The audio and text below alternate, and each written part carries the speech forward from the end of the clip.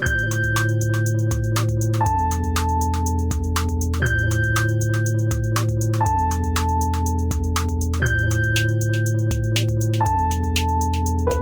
right, everybody, welcome back. It's the end of the world with Michael and Stu.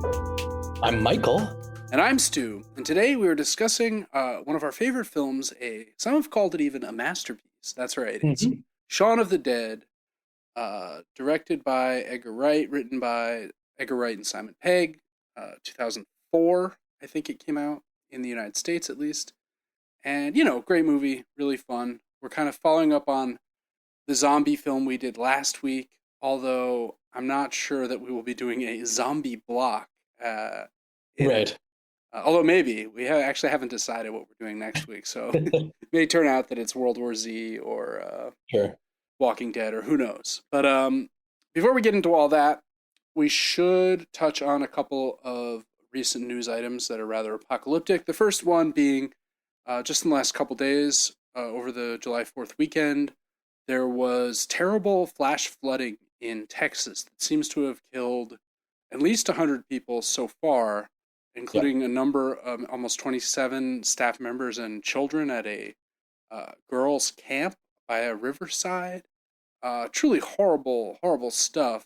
And the interesting thing is that they're blaming it on the National Weather Service for failing to give them adequate warning of this potentiality. Who's doing the blaming there? The local authorities are saying, this is on them. And are they to blame? No. In point of fact, they did give strenuous warnings in advance. Okay. And there were, the owner of the camp had, debated installing some kind of, warning siren or something like this, but did not do so.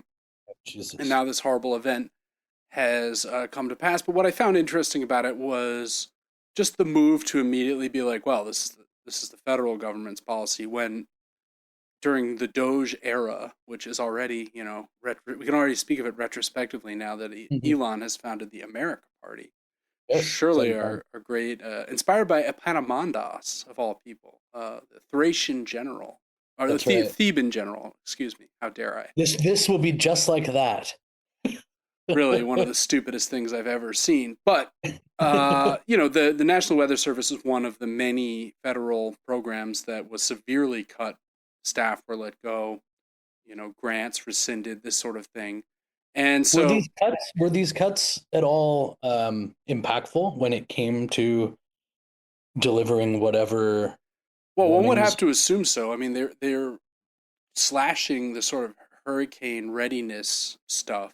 So just so I have this straight, so the local government is blaming the government service that has been stripped of funding, but are they blaming the stripping of the funding? No, I don't think that gets mentioned, actually. Interesting. Okay. And I think this sets up one of these classic feedback loop scenarios, where you slash the funding so the thing doesn't work anymore. Then when it fails to work, you say, see, we need to slash more funding. It doesn't work. Right. And it just sort of the post office phenomenon. Absolutely, right? It's like we fire half the post office, and damn, have you seen the lines at the post office lately? And the workers are just so rude, Stu. It's just a brutal irony. But now that the second item that we're going to talk about briefly is the Big Beautiful Bill, as it was, although it was stripped of that title officially by Chuck Schumer in a valiant last minute. Profiles in Courage, Chuck Schumer, who finally managed to lay a marker down and say, the bill will go through, but not under this name, which is kind of perfectly fitting for the current state and, frankly, recent incarnations of the Democratic Party. Yeah, I think that's right. Who also gave Jeffries something of a victory lap because he spoke for a while. I think a defeat lap is maybe a better. Well, that is the actual term. But there were tweets like the leader we need. It's just like, can you guys be any more of a self-parody? Well, no, they were too busy trying to strip Mondami of his rightful victory and scheming to get Mayor Adams, the known criminal, to be reelected. Yeah, I mean, I think we touched on this recently, but I mean, I think it is important to bring up again because it's another good example of when it comes to people like Zoran, who again are articulating a pretty basic message, not even encroaching on anything like the revolutionary language his opposition is claiming, right? Yeah. Well, I mean, it's a standard New Deal Democrat kind of platform. That's right. Right. And there manages to be this level of comparative sort of incredible sophistication when it comes to the coordination of lobbying attacks against someone like him. But, you know, I assumed that this bill, for example, would have more funding for ICE. But the Democrats, for people who seem to care so much about the state of immigrants, both legal and undocumented in this country, didn't really seem to me to be a major part of the discourse as the Democrats lopped on more to the or glommed on more to the Medicaid cuts. Right. I was reading. I forget where this was. I'll try to find it for the comments. But I was reading an interesting piece about this that argued essentially, and it makes a lot of sense to me, that the callous reality here is the Democrats don't view immigration still, despite all of this, as particularly politically expedient, especially in comparison to Medicaid. That's right. And so they have made the choice that is what they would fight on, because one of two things happens. One, they might be able to siphon off some Trump voters who were finally, broken down by not being able to go to the doctor any longer. Great. Or like pay for food, having to, the politics unable to eat, It's once again, Stu, the Democrats engaging in the politics of possible, right?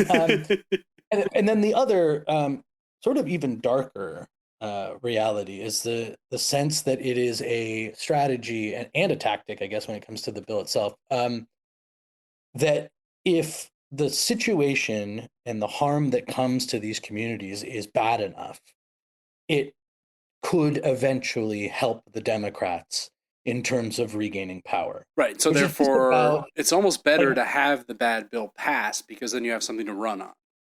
And the formation now with $75 billion of ICE funding, making it one of the biggest units of militarization in the world. That's right. Yeah. That somehow, instead of actually doing something to stop that, once again, these people who have been miscalculating politically for as long as I've been alive have made yet another political calculation sure to come off.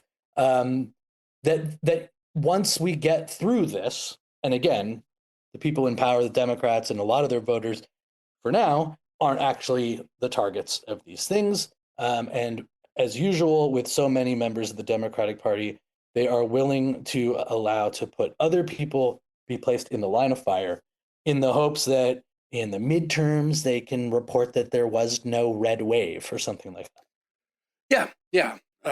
It's quite grim. The ICE funding portion of the bill is, especially in light of what we've already seen with the current level of funding over the last few months, with the Los Angeles protests being just one example. I mean, for instance, today they did a sort of militarized march through MacArthur Park in LA. But what the purpose of this was unclear. Seemed kind of just like, let's get a couple hundred, militarized ICE agents, like, to just march around so everyone knows that they're here. I've heard reports from people in LA that the streets are dead because even if people are legal and or citizens, if they're Hispanic, they feel like they may just be picked up because so far it doesn't seem like it seems like a little bit of racial profiling is going on, let me just say, right? Right. And again, whatever could have been done to stop the bill, I don't know all of the ins and outs. I assume it would have been very difficult because Trump has the Republican Party. Well, it would have taken actually just one Republican senator, Lisa Murkowski, to something grow like that. A spine, which but again, never going to happen. The Democrats are the only time Democrats are worse than when they're in power is when they're not in power, right? And it's very close. It's maybe sort of it's two sides of one coin, because what happens when they're in power is that they spend a lot of time justifying not listening to what people who elected them want. That's right. By some virtue of maintaining the norms of American democracy and sort of reveling in the limitations that are presented to them. I think we saw that with the Biden agenda, where the minimum wage. Sorry, the parliamentarian. Like Kristen Sinema says, the parliamentarian didn't have anything to say about the 75 bill squad going to ICE. The parliamentarian did have squashed a lot out of the bill, but amazing. Not the big stuff, really. Right, and to finish the point, though, the other side of it is when they aren't in power. And you'll remember, this is hardly the first time this has happened, that the one goal is to listen, to really reflect and listen. We stopped listening. Somewhere along the way, we stopped listening to the American people. And like, you say what you want about the broader American people, an absolute dead on winning coalition and numbers exist of people who are saying things like, yeah, we don't want ICE. Yeah, we don't want to continue funding the Israeli military. And their response is, aren't you scared of this guy who wants grocery stores in the Bronx? Right. Like, my hands are tied. I can't stop that. But we have to also stop the one guy who's actually exciting on our side. That's right. So it's like, let's listen to you, and let's go ahead and say we need, to get in touch with, we need to meet young people at their level. And then when someone does, no, not like that, right? Not like that. I think for the Democratic Party, we can safely say that listening is just speaking softly. Yes, that's right. Brutal. But yeah, I mean, it's the classic case. It's been this way for the whole time that this man, since Trump first started running, where the Democrats are, even when they're saying the opposite, are completely unable to take any account for allowing this to take shape. And that goes back way before 2015, all through the Obama years, types of things that could have happened in this country to prevent this type of thing, right through to what they did in 2020 with Biden, all the way to 2024 with running whatever Biden had become by then, right? Yeah. And then choosing on and on and on. It's like, I don't really care to let them escape any blame at all for any of the stuff that is going on. And when you sort of like wake up to news of just what the scale of this ICE stuff is, it's like, I don't know, where you guys were really just yelling about Zoran beating a terrible man in Andrew Cuomo. That was what had got you all twisted up. I mean, it's so dark. Yeah, but Oasis is back, so at least there's that, right? I mean, yes, well, and they sound okay. Yeah, they sound okay. Well, in keeping with that British theme, let's turn to our featured media item of the week, namely Shaun of the Dead. Did you see this when it first came out, Michael? Yes, I think so. I'm pretty sure. I mean, again, it was 20 years ago. Was this big in the Kitchener Waterloo area? I actually think that maybe Hot Fuzz was next. Yeah, that was the second one. Yeah, I feel like maybe I hopped on with Hot Fuzz and then went back and watched it. I don't remember exactly when I found out about these movies, but because I think it was definitely when the first two were out and available to rent on, Apple or whatever. The third one being The World's End, which we already covered once upon a time. About a year ago. Yeah. In one of our least popular episodes, oddly. I'm sure episode 20. Yeah. So it's good that we're returning to this. Yeah, right. Extremely beloved. I mean, The World's End was the least good, for sure. Yeah. Yeah. This one is good. This is, of course, the first in the so-called Three Flavors Cornetto trilogy. And as I said, we already covered World's End, Hot Fuzz being the second, which invariably we will get to in time. It's slightly less apocalyptic, right? It's more just about like a coven of witches. Yeah. I guess that's pretty pretty apocalyptic, you know. He found out like black magic, sorcery, the devil, found all that was like fully real and happening. And yeah, that would sort of feel like a bit of an end of the world scenario for me. right. So the first film here covers zombies, right? And Shaun of the Dead, the title, Dawn of the Dead, obviously is riffing on the Night of the Living Dead series from Romero. Here we have our same actors, same main two actors are the stars, right? We have Simon Pegg as Shaun, who's a failing appliance salesman in London, who lives with his best friend, Ed, played by Nick Frost. Shaun's in a bit of turmoil as the film opens. He's breaking up with his more attractive than him girlfriend, I would say, Liz, because he spends all of his time at the local pub, the Winchester, and seems to almost be more in a relationship with his roommate, Ed, than he is with her. More dependent. Yeah, they have a kind of codependent. They're flat, total disaster. They're probably, 29, 30? I think they're in their 30s, but he pointedly says he's 29 to the young kid. Right. I mean, they were actually in their 30s when they made this, but yeah, you know, I think if you look up the sort of like small little blurb about the movie, it says like a 30-something salesman. How maybe he's lying about his age. I think he's lying in that moment because he can't come to grips with how little he has done. Right. And I mean, I think that's the main theme. I mean, it's a zombie film, obviously, but one of the things I like about it a lot is that when it starts, he's already a zombie, right? I mean, he's kind of going through his life. He's going through the motions. He doesn't have any drive. All the other employees at this horrible, it's like an appliance shop, but it's called an electronics shop. I don't know if that's a bit of like UK lore that I yeah. There are electronic shops, yeah. Right, but it's also they sell like it's to lower status. But I think they sell like washing machines or whatever, right? Right, like massive appliance stores. Right. When I think of electronic shop, I think of like Best Buy or Radio Shack or something. Oh, okay, I see. Are they not selling washer dryers at Best Buy? I mean, not that I remember. I think it's more. I haven't been to a Best Buy, and I also may be conflating Best Buy with Circuit City, which R.I.P. gone too soon. How could you conflate the two? Isn't Circuit City been gone for like? It's interesting that they both have alliteration. Yes, it is interesting. Almost as though we are BCC, sort of before Circuit City. In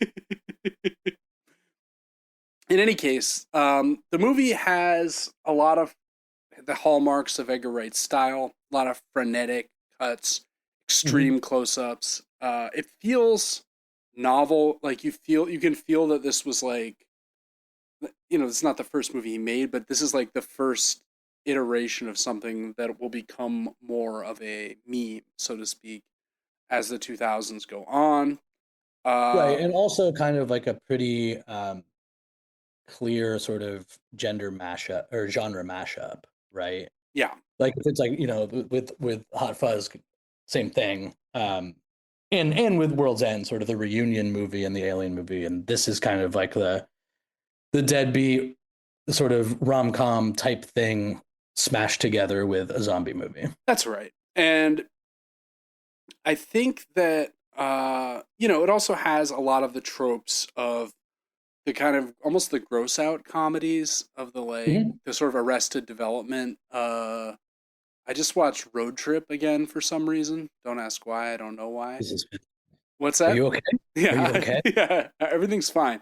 But the Tom Green character in that, who's like in his 8th year of college or something, is yeah. Right. There's this sort of their apartment looks more like a dorm room than their flat looks more like a dorm room than it's also it's like right. It looks like he's in college. It's also an interesting setup for a few reasons that I really like, which is that like it gets to a sort of, you said at the beginning that sort of humans are in this society in this era already sort of zombie like, right? Yeah.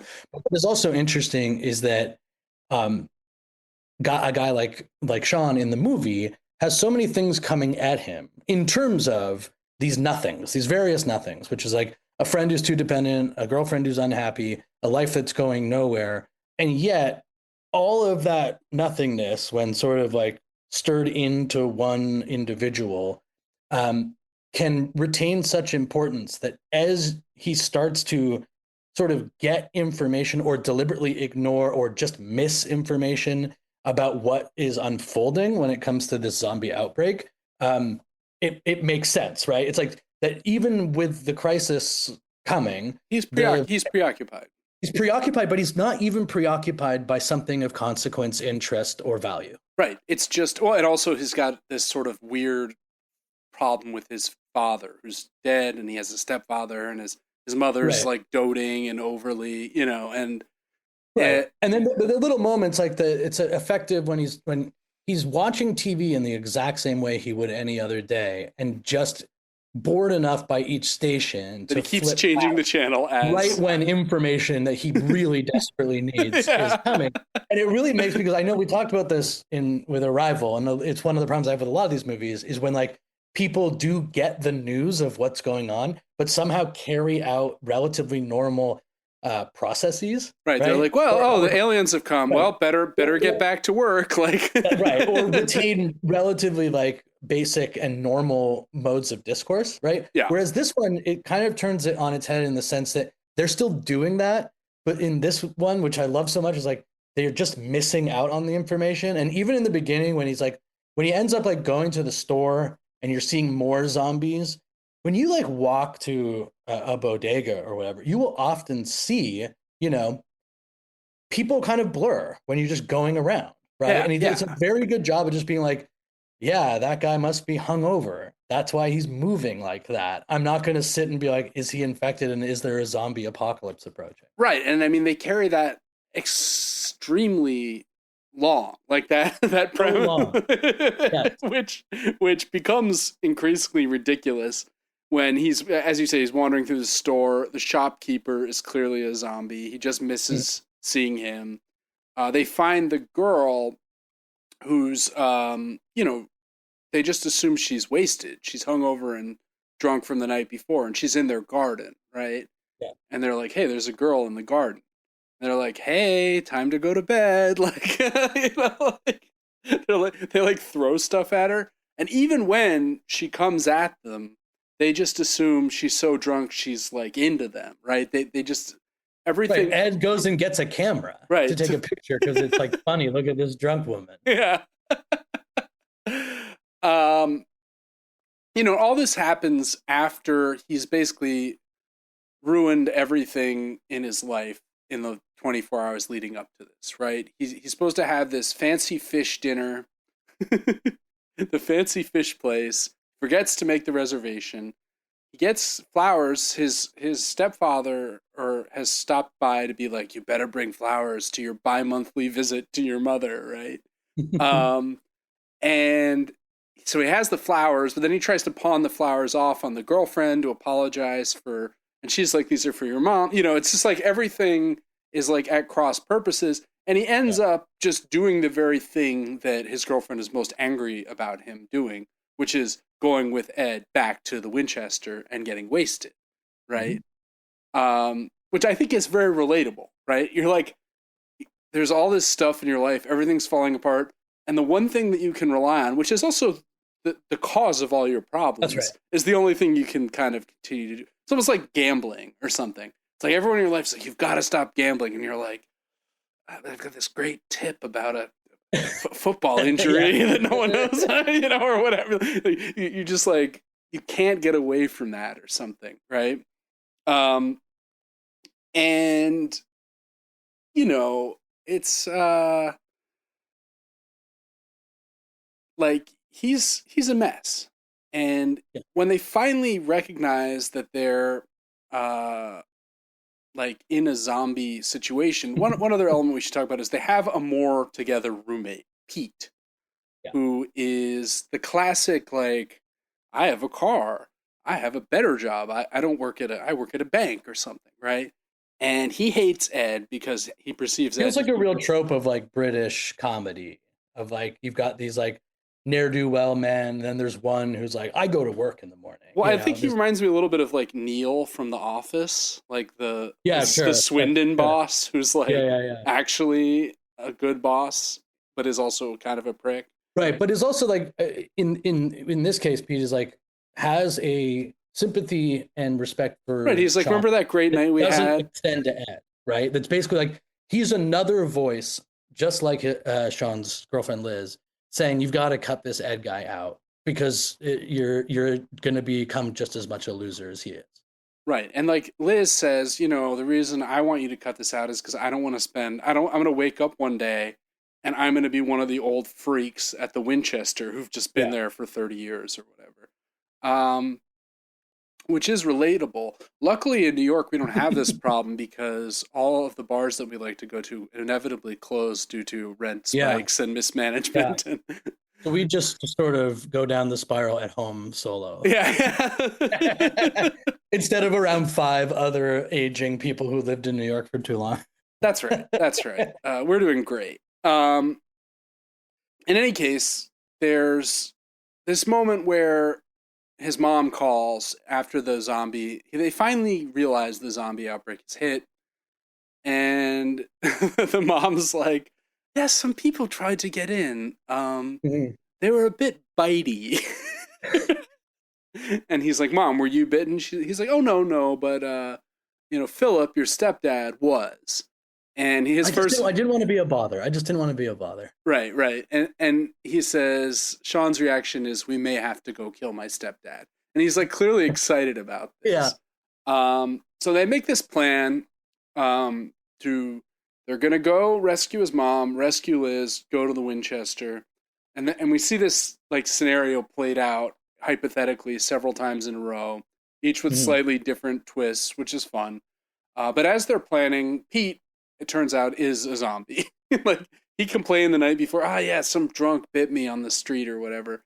Yeah. Shaun's like using the bathroom. Pete is in the shower, just zombieing out. Luckily for our characters, these are not the fast zombies that we talked about last week, right? Mm-hmm. No, these are pretty highly manageable zombies in actual fact, right? Yeah, as it ultimately turns out, right?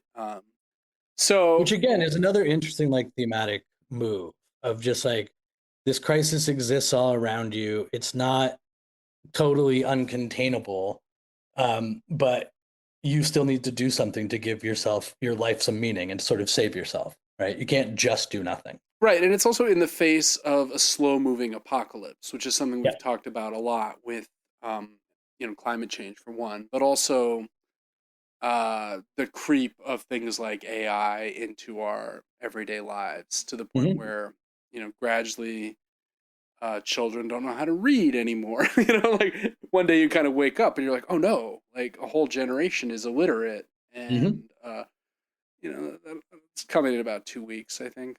That's schedule for that happens. So they get Liz eventually. Well, they get the mom first, but Philip is already looking pretty rough. And he's just fully zombieing out. But he's still himself. He's still kind of a prick. Sure. They get into his Jag, right? Which they proceed to, just trash in the next few scenes. There's this one other funny thing about this where, in the moment, the mom's like, oh, we're fine. Like, don't worry, we had our jabs. We went to the Isle of Wight. Or something, or like Philip says that or something. They take Philip, even though he's obviously a zombie. And so he's in the back with Shaun. Ed's driving, the mom's in the front. And they go to rescue Liz. But on the way, Philip like turns. But just before, he gives this heartwarming speech to Shaun about how he always loved him. And he's tough on him, but it was just he wanted to be a good role model because he lost his dad. And like, like it's genuinely touching. And then he instantly is a zombie. He's like, they get Liz and her 2 roommates, and they form a little group. And then there's this funny thing where there's this other character who's like a female friend of Shaun's, who's like Yvonne, I think is her name, who ran into briefly, and she's kind of into him. She's like, "Oh, are you still with Liz?" Yeah. Oh, you are? Okay, well, good for you guys. That's great. And she's got her own group, which is like Martin Freeman, and like the groups are exactly parallel. That's So right. they pass in the back. They're sneaking to the Winchester, and they pass. And I think I read that one of the ideas for a sequel to this was to just do the movie again, but with their group. Oh, interesting. And it would be called Yeah, I mean, it's fun. Yvonne of the Dead. It's fun to like you've got all of these like increasingly uniform looking zombies, and then the humans involved that cross are also uniform. No, well, I think that's one of the things the movie is playing with a lot, right? Is Yeah. like who is the zombie, who is the human? Um, And like, what's the point of saving yourself? yeah, why not just become a zombie, right? Because Yeah. that's what societal pressure often Right. feel like. At the beginning of the movie, you're much closer to being a zombie than you are like a fully formed human being. That's right. Certainly, Shaun and Ed. Ed are right, And even Liz, like Liz's plea is to not get worse, not to get increasingly zombified. It's not that she's occupying a position of meaning that Shaun needs to find. It's that she wants to go find it with him. right. She wants to resist the rut that he's clearly sliding into. That's right. So they pretend to be zombies in order to get into the Winchester. Mm-hmm. So, which again, same theme, right? Yep. They're just very easily able to, and the zombies don't notice. Like the zombies don't seem to have a very good sense for who's dead and who's alive, except when they're speaking, right? Yep. There's a gun. They get into the bar. Shaun lures the zombies away. They break a window. They go into the bar. They board it up. And for a while, you're like, oh, all right, they're fine. Shaun gets back, but the zombies that he claims to have lured away are all like now congregating outside the bar. There's this gun, a rifle, a Winchester rifle. He's also like, upon his return, there's like a change, right? He starts to establish more of like a leadership role. He's like more dominant. He's breaking out of his own zombification, right? Yeah. And pretty soon, the mom reveals that she's been bitten, actually. She didn't want to make a bother of it, but actually her whole arm is like covered in blood and she's becoming a zombie very quickly. She blesses Liz and Shaun's relationship, even though they've broken up, right? Like at this point. But, and Liz is like, we're not getting back together just because there's a zombie apocalypse, right? And eventually he's like, what, do you want to die a single? Like, right. Which, funnily enough, is kind of the same argument that he had for her not leaving in the first place. It's That's just right. Like, why would we break up? Then we'd be single. You know? David, who's one of the roommates of Liz, is kind of who's in love with Liz as well, which comes out in this moment of tension. Yeah. He's kind of a twat, as they say repeatedly, and he says, "I'm not a twat. I'm a lecturer." Hit me a little close to home there, but he's got the gun and he's like ready to blow away Shaun's mom as she's about to turn, and Shaun knocks him out, gets the gun, and eventually shoots her himself,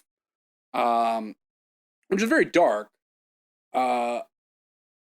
Very soon thereafter, the whole sort of scenario breaks down fatally, right? Ed gets bitten by Pete, the zombie, who's returned. Somehow he knew to come to the Winchester, and he's nude, which is good. They're hiding, David gets torn apart he goes too close to the window. He gets torn apart by the zombies. His girlfriend, Dawn from The Office, right? Also gets pulled away and dismembered. Well, she chooses to go after him. She can't stay. Yeah, I guess we don't actually see what happens to her. No, but she like wades into the group, just like pleading for him, basically. Right. Which is death sentence. Yeah. They have to hide behind the bar. They have only a couple bullets left. They set a fire. There's like a barricade. They discover the elevator. They crawl into the basement where the kegs are kept. Ed is clearly dying. He's clearly going to become a zombie, but he says he'll stay behind. He's willing to sacrifice himself. And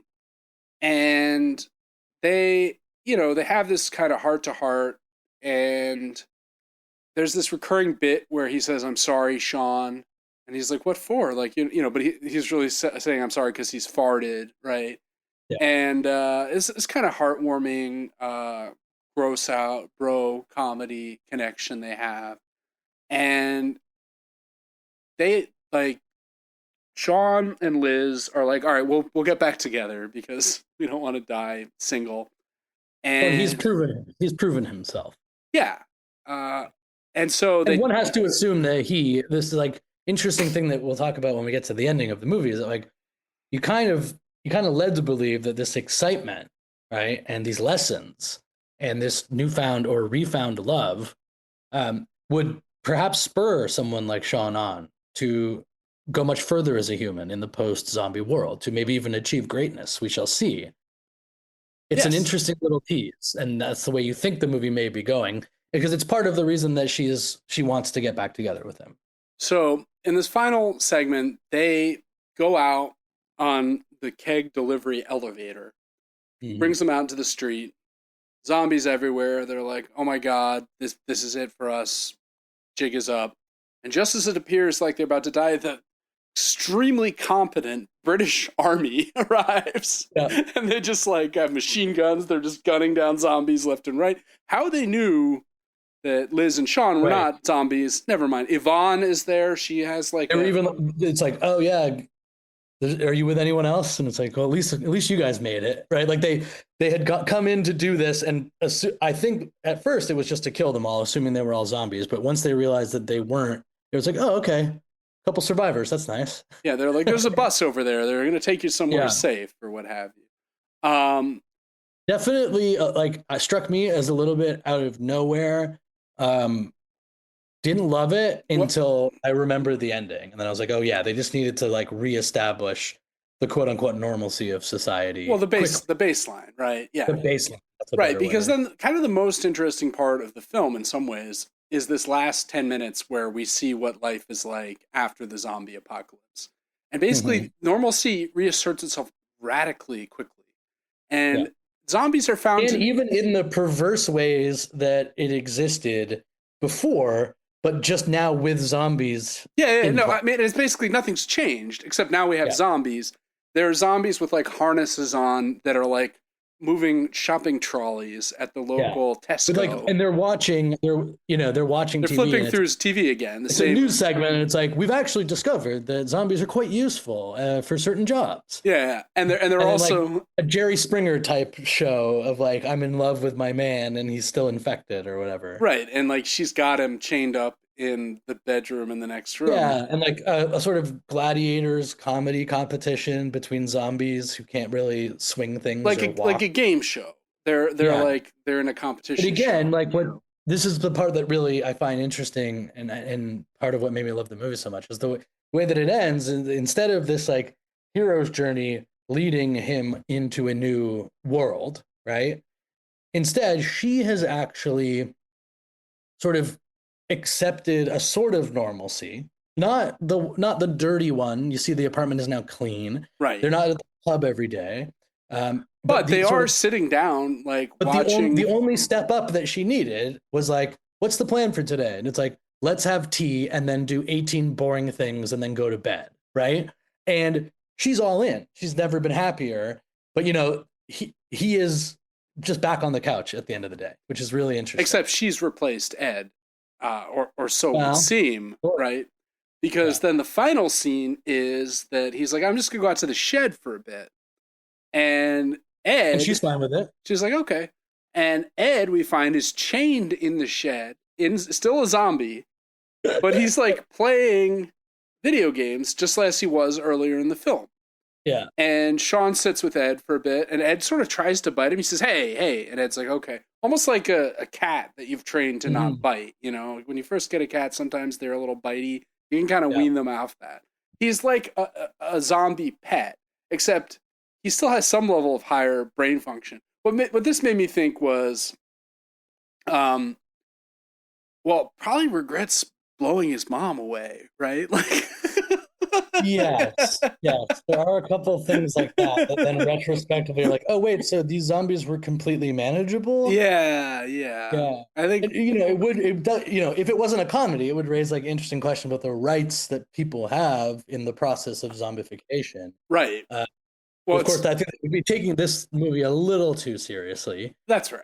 I mean, but I think that's in there, right? I mean, that's part of why it's an effective satire, right?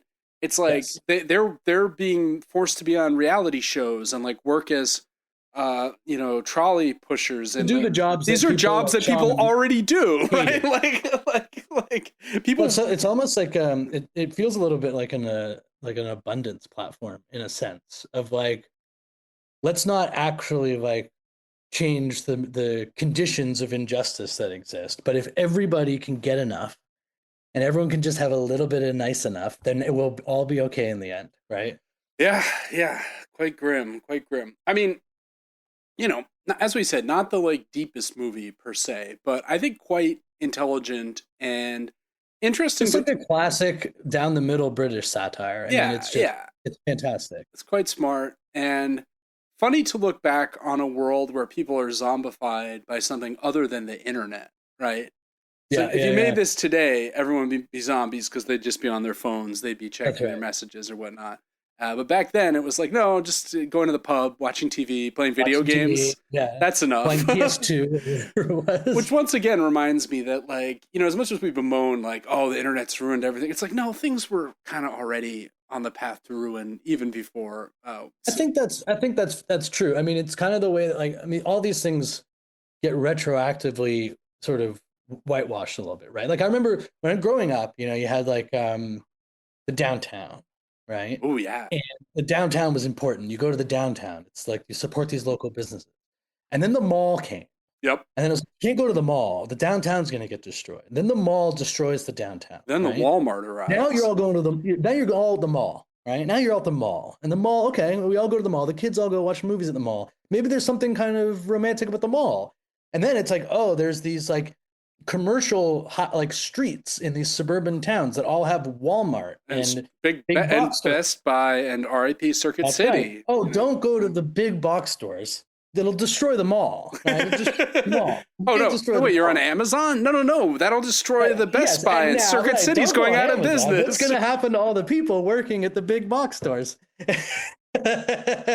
Right. And I think that, like, to me, it's like that's not even an unfair, like, that's just the way people live. Like, you've got your environment and you react to it. But it is again, we talked about this a lot on the pod, but it's like, we are also, I think you're right, but we're also talking about issues of scale, right? Yep. I don't want to just think it's just because I was younger, but like those things definitely got in the way of me, spending as much time doing useful things or learning more or becoming probably like a better person, right? Whether it was TV or video games or whatever. Yeah. But like the stuff that's in our faces now, it's kind of like saying the difference between the internet and AI. Like, the internet also had its fair share of like just disrupting, to say in the positive sense that these morons come out with, of destroying a whole bunch of stuff.